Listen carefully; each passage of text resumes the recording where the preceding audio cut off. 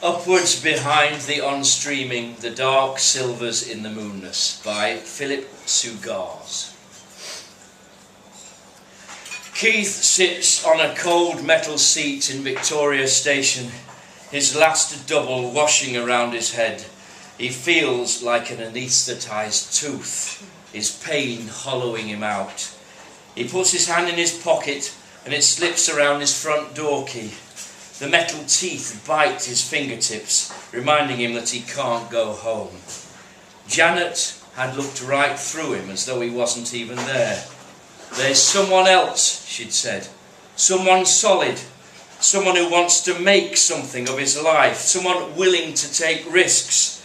He imagines this substantial other, his leonine hair, his broad chest, his perfect teeth in his perfect mouth, so hard to ignore, so indisputably and resolutely there, clad head to foot in black, no doubt, rappelling into his house to deliver chocolates, flowers, and all-night back rubbers. He would do anything to be like that. "I can arrange that for you," says a voice from beneath his feet. He looks down. There amongst the bloom of concentric shadows are the black overlapping petals of a mouth. The figure has no eyes and no nose, but there are what might pass for hands, which the clustered lights extend into webs of long tentacular fingers. "Arrange what?" says Keith to the shadow. "For you to forget," it replies. Its voice is similar to his, he supposes, if he'd gone to a better school and spoke with a microphone. Keith rocks back in his seat and swallows. He closes his eyes and opens them, but the shadow is still there. It waves at him with angled tendrils. He swallows. "Are you going to give me 3 wishes then? Is this that sort of thing?" he says. "Do you want it to be?" says the shadow. Keith scratches his head. He remembers these types of stories from his childhood. "If it is, then my first wish is to have more wishes," he says. "This is not going to be that sort of thing," says the shadow, making a passable attempt at a Gallic shrug. There is a dry rustling sound as it rubs the back of one of its hands with the palms of the other. Blood rushes through Keith's ears. He feels suddenly sober, and grief breaks over him again in a wave. He suppresses a sob. Tenderly, the shadow runs its fingers over his shoulder. Keith shivers, and tears glisten in the corners of his eyes. "Let it all out," says the shadow. "I'm here for you." Keith doesn't want to talk, but before he knows it, the words are tumbling out of him.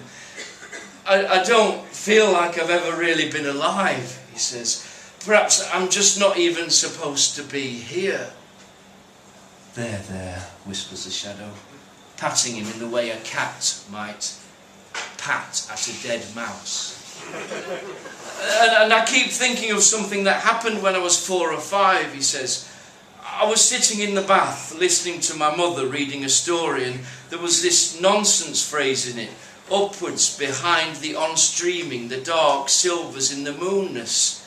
The shadow stifles a shadowy yawn. I leant back to listen, but the bath was one of those old enamel ones, and I slipped backwards. The next thing I remember, I was looking up from under the water. There was just the tickle of bubbles in my ears, and everything was lit up with this blue glow.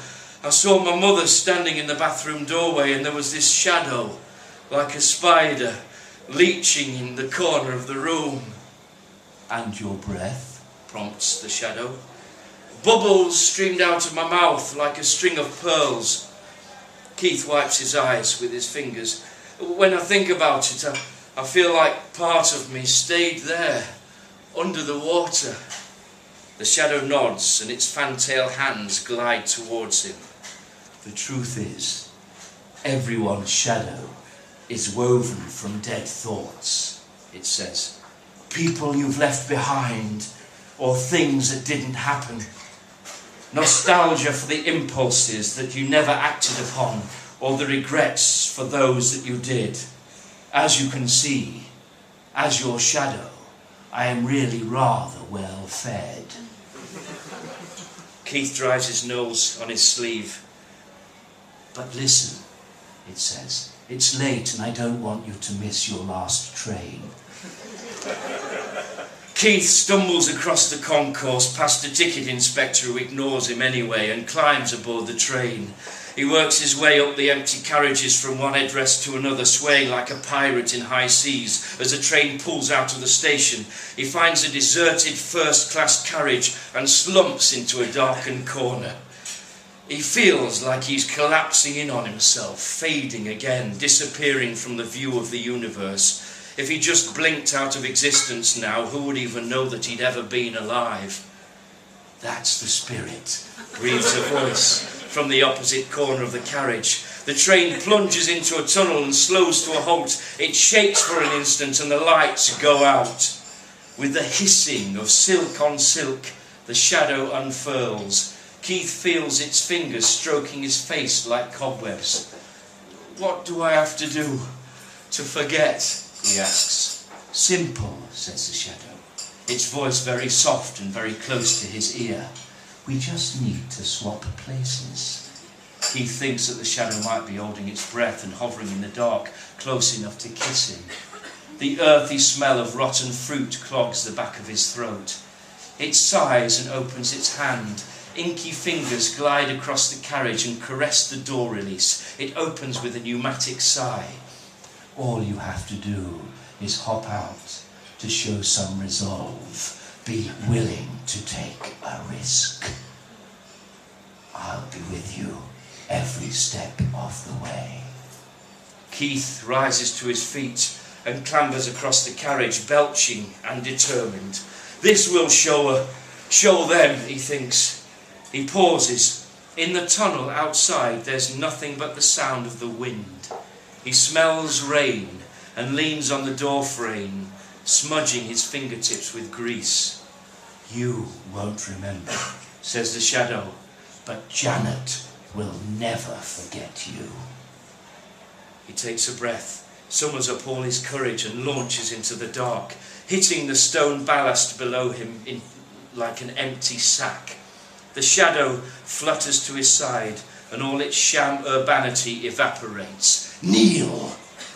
It hisses and Keith obeys, pitching himself forward over the metal tracks. The shadow presses his head against the rail. The steel sings in his ear, announcing the oncoming train long before Keith sees it. A voice far away in his belly screams that he should get up, but the shadow presses down on him. His limbs go numb as though filled with ice water. It is only then that Keith feels his shadow's hunger, its need to be seen and heard. It whispers to him of the cold, dark world it comes from, and of all the people who have already been consumed by their shadows. They meet at the dead of night, it says, under motorway bridges, in closed railway stations, in darkened cafes, talking in screeches and staring at each other with eyes that are filled with octopus ink and longing. This is the way it has always been, says the shadow, for those like him. The train appears, its lights diffusing into a blue glow. Keith whimpers and his tears melt the oncoming lights into a string of pearls. He feels the wet kiss of rain on his cheek and realizes he doesn't want to die. He tries to sit up, but the shadow bears down on him, forcing the air out of his chest. A black butterfly tongue uncoils from its mouth and flickers along his cheek, tasting his tears. He breathes in and twists with all his strength. He frees his left hand and tries to push himself off the ringing metal. The oncoming train is a blur and a deafening roar. The stone ballast dances a rattling jitterbug beneath the rails. A bow wave of air announces its arrival, making Keith's ears pop. With a yell, he finally forces himself upright. The muscles in his arms and legs crackle. He cannons sideways, rolling beneath the shadow. The train pummels the tracks an instant later in a wall of thunder and metal, and the shadow is torn to smoke and rags by the light and the noise. There is a second of silence, and then the lights in the carriage flicker on.